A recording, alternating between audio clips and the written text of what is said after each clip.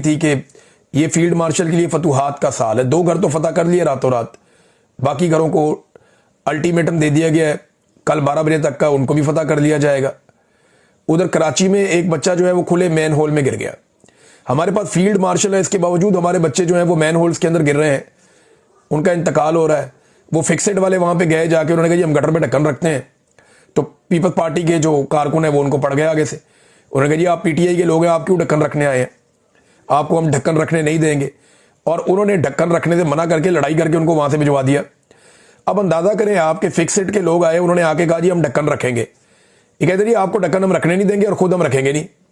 यानी अगर आपने किसी और को ढक्कन नहीं रखने देना कि ये पीटीआई के लोग हैं, इनका ढक्कन जो है वो गुनाह होता है रखना, तो भाई आप खुद रख लें। फिर आपकी हुकूमत है सिंध के अंदर, कितनी दहाइयों से आप वहां पे हुक्मरानी कर रहे हैं, तो आप खुद गटरों के ऊपर ढक्कन लगा दें और बच्चों की जिंदगियों को महफूज बनाएं। अब क्योंकि हर चीज का क्रेडिट पाकिस्तान में फील्ड मार्शल को दिया जाता है, जब हर चीज का क्रेडिट फील्ड मार्शल को दिया जाता है तो हर खराबी की जिम्मेदारी भी फील्ड मार्शल की होगी।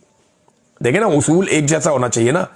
अगर शहबाज शरीफ, जरदारी, सारी पॉलिटिकल पार्टीज, इनकी जमात के वुज़रा, सारे लोग मिलकर अगर हर चीज का क्रेडिट फील्ड मार्शल को दे रहे हैं, तो फिर एक बात याद रखिए, हर खराबी का क्रेडिट भी फील्ड मार्शल साहब को ही जाएगा।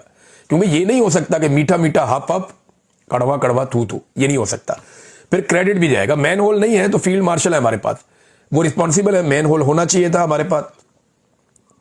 पंजाब हुकूमत खबरें चलवा रही है जनाब के ज़रिए इनकलाब आ